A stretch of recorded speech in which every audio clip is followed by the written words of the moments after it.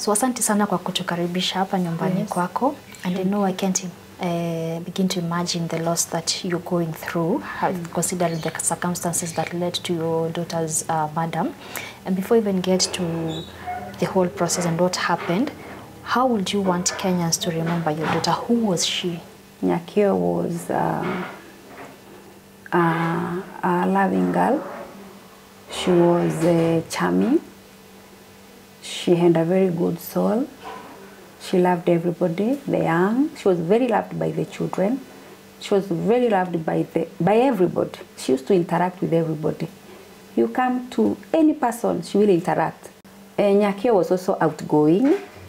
Nyakio was very adventurous, and sometimes you'll find even when I'm going for work, maybe we have a committee in Mombasa or in Nakuru, several times we used to go with her because she used to like adventuring and meeting new people every day.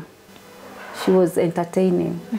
What a beautiful memory of your daughter. And I need you to allow us into your mind as you recall the last few days before her death.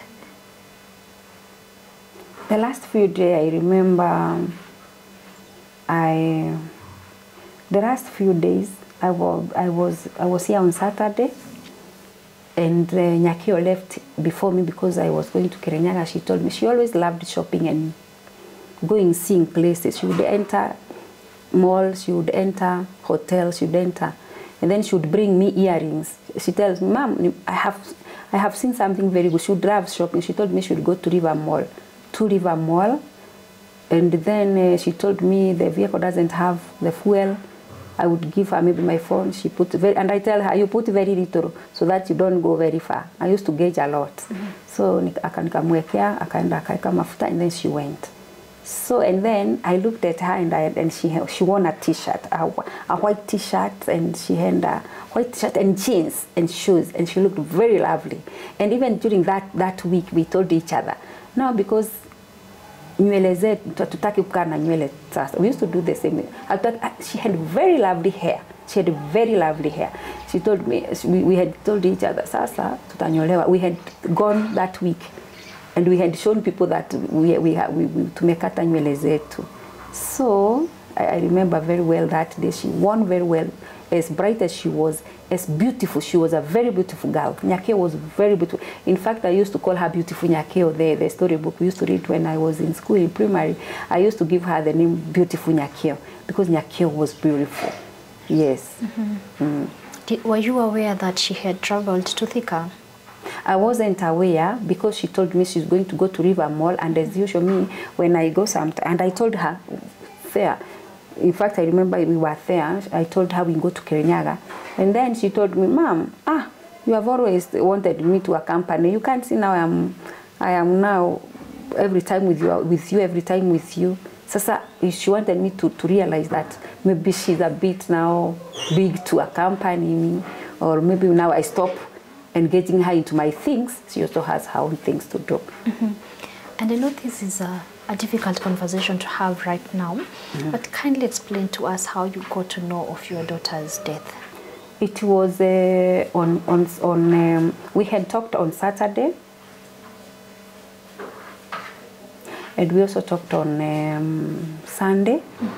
Until Sunday at around 7 or 8, she told me to send her a small money so that she can buy meat.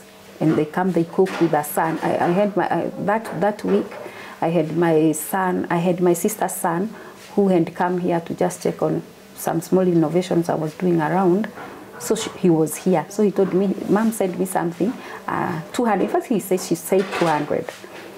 I asked the 200, because you see, I usually send to her and she buy meat and they come and they cook. So I told my husband to send, and he sent to her. Then after that, I think I was a bit tired that Sunday because I was still in Kirinyaga. I went to Kirinyaga on Saturday, spent the night, and then I said I will not come back because I had also a meeting on a committee on lands at Beckham Hotel. So I said I will not waste my fuel, come back, and then I go back. So we decided to still spend the day. And I had told and had informed Nyakio that I will come back on Monday. So it didn't come to my mind to maybe even try to think she didn't spend the night at home, because she told me she's coming to cook the meat. Now in the morning, because the meeting was starting at night, it's not usual for Nyakio not to tell me good night, or even for me to tell me good night.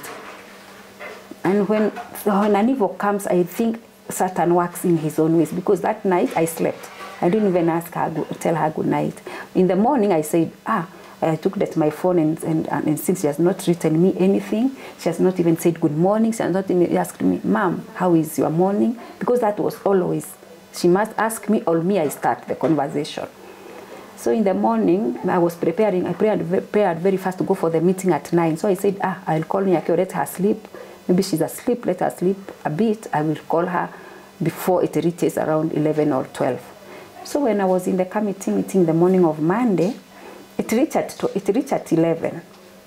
I was still looking at the phone to see if she's trying to call me or she has written something. I go towards her.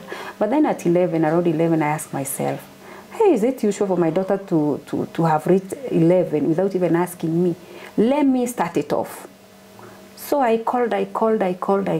Nobody would pick the phone call. So maybe I thought she's still asleep, or maybe I called so many times. She didn't pick the call.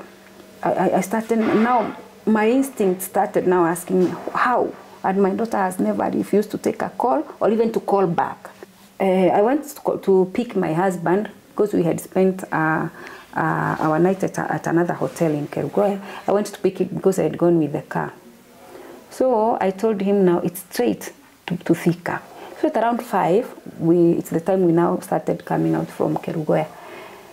So at around 6:30 something, when I arrived at Sagana River, Makutano Sagana River, on my way up Kabati, it's the time I received a call from Michael, whom I had left here, the son of my sister. And she told me, Foibe yule rafiki ya Nyakio has called me and she has told me she has opened her house, she has met, the clothes are all over and Seth is dead. I'm telling you, and I was driving. You can imagine I didn't know even where the gear, I don't know what I did. I found myself on the other side of Ukambani. It's only that my husband had to hold and I started screaming. I don't know even how I came out from the car when it was even, I think, moving. I went screaming and screaming, and that's the time people came all over from that Ukambani side. I couldn't even try to imagine. I was just saying, amekufa. What is all this? Then my husband akaniuliza, what kind of a call have you received? I told her, she's dead. My daughter is dead. That is all what I kept saying. So my husband called my sister, who took a taxi and came to where I was.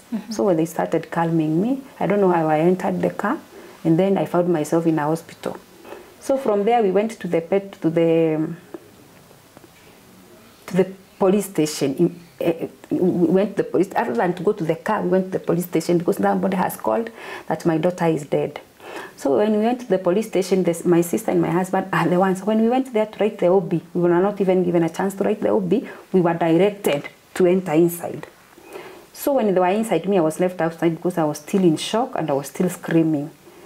I heard them say, somebody reported the matter, they already have written an OB, and the body is already taken to the mortuary. Hey, when I heard the word mortuary, I knew now my daughter is dead.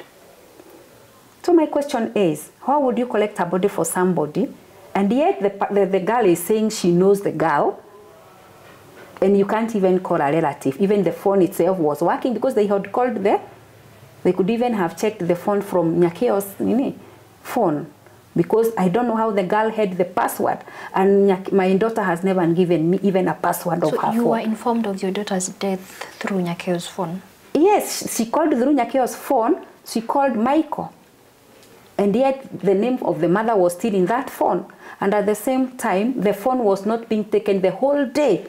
So it was taken at the moment she came back home from school. She came back to that room. I don't even think that is her room, that is where she spends. I don't think so. Because if you check at where she does her TikTok, that girl, where she does her TikTok, you compare with where Nyakio died, they are not resembling at all. So we went to the crime of scene. We found the car parked very far from where the crime of sin is, because the car was parked around 400 meters to the crime of sin. And the crime of sin where you're going, there are so many people, idlers. You even wondered how my daughter reached there. But anyway, because I said she's a social girl, and she doesn't choose, she doesn't have a status or a class. She was just that girl, you know. So when we went there, the building itself, it has like a small gate like this. And then it is tall. And then it is dark. It is dark. When you enter, you can't know who is here. And yet it has so many people that the rooms are single. And the women are cleaning clothes. Children are crying. Others, all kinds of, everybody is in that building. All sorts of people are in that building. And you know, when you enter in this gate, the small one, my daughter is killed here in the first room. And yet there are women cleaning clothes. The neighbor it's a single room there.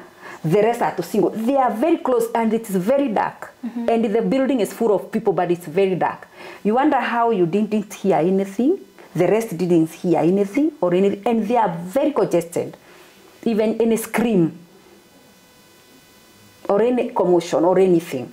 What do you think is happening to our children? Because you have so many dead bodies coming up. Yes, even when we went there when we went to the mortuary, they even told us, kindly, they even told the CID when they are there, kindly,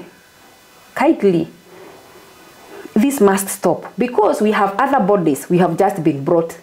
I think they had 6 bodies of children less than 26 years. And yet, the same officers, they go collect the body and they write unknown.